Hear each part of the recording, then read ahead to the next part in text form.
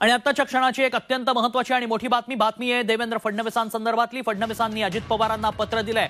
महायुतीत मलिकांना घेणं योग्य होणार नाही असा या पत्राचा आशय। एकीकडे आज पहिलाच दिवस होता हिवाळी अधिवेशनाचा, त्यात चांगलीच खडाजंगी पाहायला मिळाली। विरोधक आणि सत्ताधारी चांगले सामने आल्याचं पाहायला मिळालं आणि अशातच आता फडणवीसांकडनं हे पत्र अजित पवारांना देण्यात आल्याचं पाहायला मिळतंय।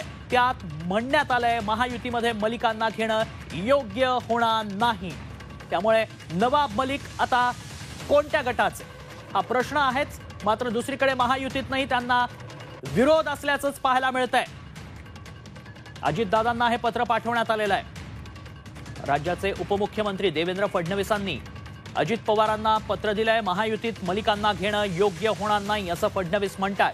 फडणवीसांनी अजित पवारांना हे पत्र दिलंय। नुकतंच अंबादास दानवेंनी खरमरीत टीका केली होती आणि त्यानंतर आता हे पत्र देण्यात आलंय। एकीकडे हिवाळी अधिवेशनाच्या पहिल्या दिवसाचं कामकाज संपलंय, त्यानंतर आता हे पत्र समोर येताना पाहायला मिळतंय। अधिक माहिती जाणून घेणार आहोत। आमचे प्रतिनिधी सागर कुलकर्णी सध्या आपल्या संपर्कात आहेत। सागर, काय तपशील आहे पत्राचा? अजित पवार यांना फडणवीस यांनी पत्र पाठवलेलं आहे आणि या पत्रामध्ये उल्लेख केलेला आहे की नवाब मलिक हे सत्तेत सहभागी झाल्याचं दिसून येत आहे। पण ज्या पद्धतीने नवाब मलिक यांच्यावर देशद्रोहाचे आरोप आहेत, अशा परिस्थितीत सत्तेसाठी तडजोड करणं आम्हाला परवडणार नाही, हे आमचं मत आहे, व्यक्तिगत मत आहे। यामुळे याबाबतचा आपण भूमिका घ्यावी। यामुळे कुठे ना कुठेतरी एक अजित पवारांना थेट फडणवीसांनी स्पष्ट सांगितलेलं आहे की नवाब मलिक यांना सत्तेत घेतलं जाऊ नये आणि ज्या पद्धतीने त्यांच्यावर आरोप आहेत ते पाहता त्यांना महायुतीमध्ये घेणं योग्य ठरणार नाही। पुढील काळामध्ये सत्ता येते जाते, पण सत्तेपेक्षा देश महत्वाचा आहे। सध्या ते केवळ वैद्यकीय आधारावर जामीन मिळाल्याने बाहेर आहेत। त्यांच्यावरील आरोप सिद्ध न झाल्यास आपण त्यांचे स्वागत करू, मात्र आत्ता तुर्तास तरी महायुतीमध्ये त्यांचा भाग करणे, त्यांना सहभागी करणे हे योग्य होणार नाही, असं आमचं स्पष्ट मत आहे। आपल्या पक्षात कोणाला घ्यावयाचे हा सर्वस्वी अधिकार भलेही तुमचा असला हे मान्य आहे, पण त्यामुळे महायुतीत बाधा पोहोचणार नाही याचा विचारही प्रत्येक घटकाने पक्षाने करायला हवा। त्यामुळेच आमचा या गोष्टीला विरोध आहे। त्यांना देशद्रोहाच्या संबंधित आरोपाखाली अटक झाली आहे। त्यांना मंत्रिपदावरून कायम ठेवणाऱ्या तत्कालीन मुख्यमंत्री आणि महाविकास आघाडी सरकारच्या विचारांशी आम्ही सहमती दाखवू शकणार नाही। आपण आमच्या भावनांची नोंद घ्याल अशी मला आशा आहे। देवेंद्र फडणवीस थेट नवाब मलिक यांच्या आज सत्ताधारी बाकावर जे भूमिका घेतली त्याला विरोध आता केल्याचं फडणवीसांनी दिसून येतंय। महायुतीमध्ये कुठेतरी नवाब मलिकांच्या मुद्द्यावरून मिठाचा खडा पडणार की काय, अशी एक शक्यता आता वर्तवली जाऊ शकते। कारण की नवाब मलिकांचं समर्थन, त्यांचं ॲटिट्यूड आणि थेट त्यांची समर्थन करण्याची भूमिका अजित पवारांनी घेतली होती। आता त्याला थेट उपमुख्यमंत्री अजित पवार यांच्या भूमिकेला फडणवीसांनी विरोध केल्याचं दिसून येत आहे। सागर, एकीकडे महाजनांनी देखील याला विरोध केला होता। त्यांचा आम्हाला पाठिंबा नको असं थेट गिरीश महाजन देखील म्हणाले होते। बरोबर आहे। काही वेळांपूर्वीच विधान भवनच्या इथे गिरीश महाजन यांना या संदर्भात विचारलं असता गिरीश महाजन यांची भूमिका ही देखील तीच होती की महायुतीकडे सत्ताधारी आकडा जो आहे तो आहे, त्यामुळे नवाब मलिकांच्या समर्थनाची आम्हाला गरज नाही या आणि त्यांच्या पाठिंब्याची आवश्यकता देखील नाही या आणि ते आमच्या सोबत नाहीत, अशा स्वरूपाची भूमिका होती। पण नवाब मलिक हे आज सत्ताधारी बाकावर बसले होते। अजित पवार यांनी त्यांच्याशी सकाळी संपर्क केला, तो स्वतःहून म्हटलं होतं।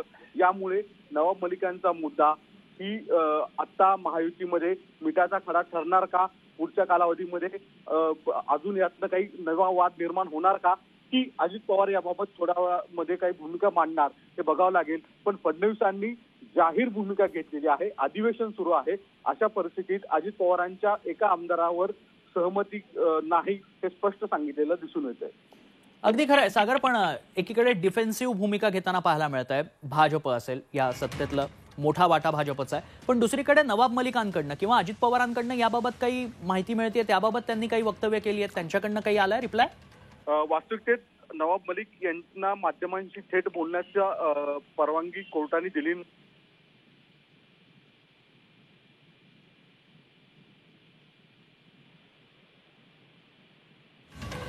सागर, माझा आवाज पोहोचतोय? नवा वाद होतोय. मूळ कळीचा मुद्दा आहे तो नवाब मलिकांचं महायुतीला समर्थन देणं.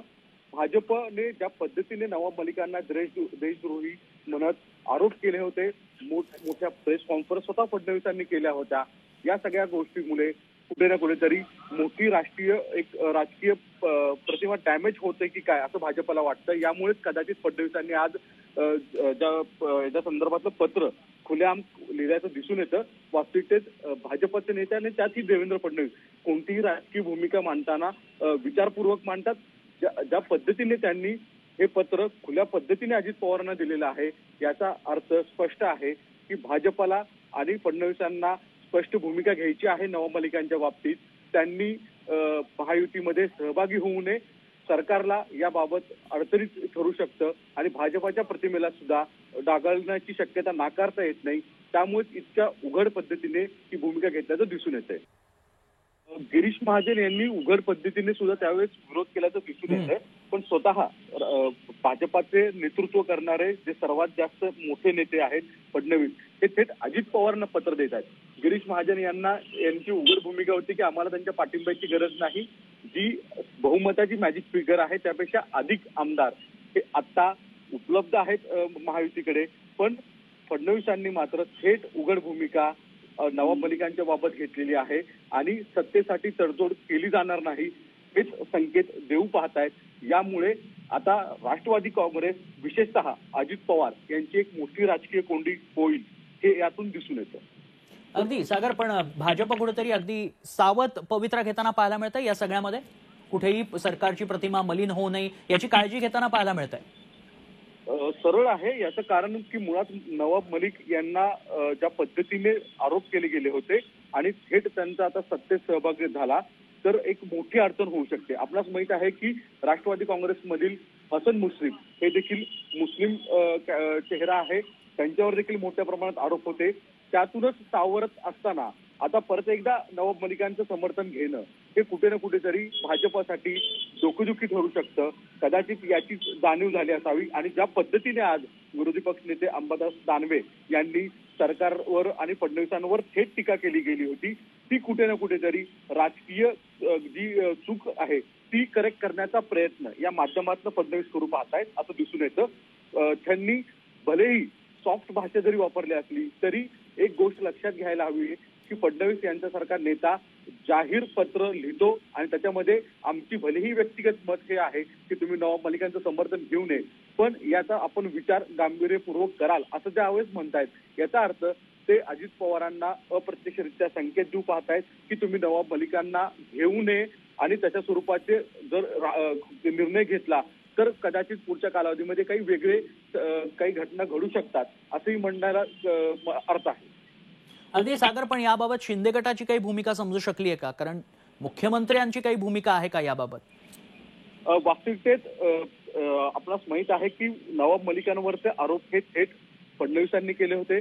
फडणवीसांनी ज्या पद्धतीने पुरावे त्यावेळेस सादर केले होते आपणास माहित आहे की स्वतः मुख्यमंत्री पदावर राहिलेले गृहमंत्री खातं त्यांच्याकडे होतं आणि त्यानंतर नवाब मलिकांची थेट दाऊदशी संबंध आणणं आणि देशद्रोहाचा आरोप करणं या सगळ्या पार्श्वभूमीवर आता तुर्तास तरी भलेही मुख्यमंत्री म्हणून शिंदे हे समोर उघड भूमिका घेत नसले तरी हिंदुत्व विचारांची जी भूमिका वारंवार शिंदे बोलून दाखवत आहेत त्यांची सुद्धा नवाब मलिकांच्या भूमिकेमुळे अडचण होणं हे साहजिकच आहे. एकूणच महायुतीमध्येच या संपूर्ण सरकारला कुठे ना कुठेतरी एक अडचण म्हणा किंवा प्रतिमा सुद्धा मलिन होण्याची जी शक्यता आहे ती अधिक दिसून येते. ज्यामुळेच कदाचित फडणवीस यांनी इतकी उघड पद्धतीने ही भूमिका घेतल्याचं दिसून येते. नक्कीच आत्ताच्या क्षणाची एक महत्वाची बातमी, महायुतीत मलिकांना घेणं योग्य होणार नाही असं फडणवीस म्हणतात. सत्ता येते जाते, देश महत्वाचा असल्याचं फडणवीसांनी म्हटलंय. पत्रामध्ये काय म्हटलेलं आहे पाहूयात आपण. नवाब मलिक विधिमंडळाच्या कामकाजात सहभागी झाले होते. विधानसभा सदस्य म्हणून त्यांचा तो अधिकार आहेच. त्याबाबत आमची त्यांच्यासोबतची वैयक्तिक शत्रुता अथवा आकस अजिबात नाही. भंडाऱ्याची उधळण म्हणजे